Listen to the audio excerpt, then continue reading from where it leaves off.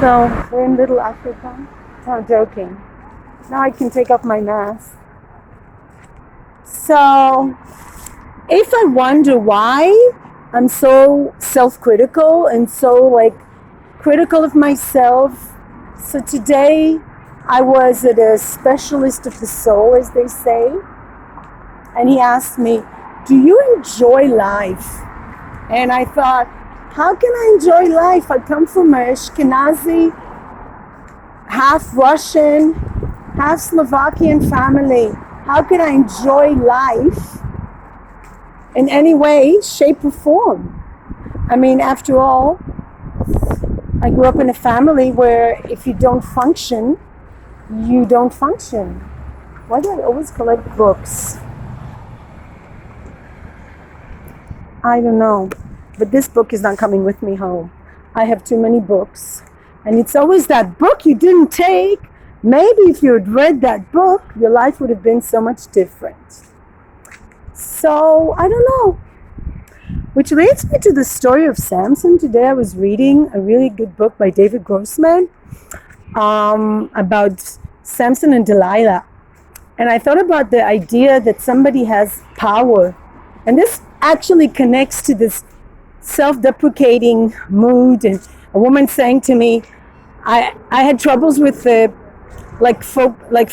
couldn't pay or something. There was a problem, and the woman next to me said, if you had focused on what you're doing, you would and not talk to the man, you would have gotten it.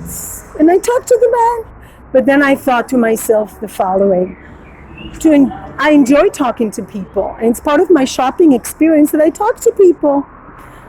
And also during the coronavirus outbreak, I talk to people. I always talk to people. I mean, I live with people. I talk to dogs and cats and mice, and I talk to people. Anyway, so there's always somebody criticizing you if you don't criticize yourself. And with Samson, the thing is, he had superpowers, but he had one point. This is like we say in the Greek tragedy, the Achilles heel. Achilles was, this god, demigod or half god, and he had one weakness, point of weakness. So I'm trying to think, what is my point of weakness?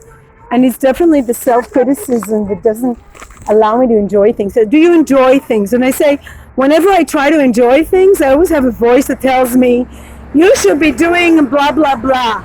You should be doing blah, blah, blah. Because whenever I wanted to do something, my mom always said, first get a job, then you can do other things. So, everything revolved around being employed. And if you were not employed, you were actually worthless. Your value was zero.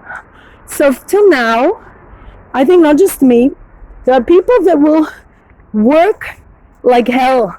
There is job, especially in Israel, there are many people like the Prime Minister who have a lot of job security. Nobody's ever going to fire them. And yet they really work hard. They really are constantly in this anxiety. They wake up, they go to sleep. What if I'm fired? What if I don't lose my job? Because their whole identity revolves around being employed. I always thought that I'm the boss. I always saw myself as my own boss, atzmai. But the problem is I'm not atzmai, because to be an independent worker in Israel, it's really, really tough, for what I understood. Plus, I don't have the organizational skills to run my own business. It demands a lot of organization, and I tend to go all over the place. So today I had hope.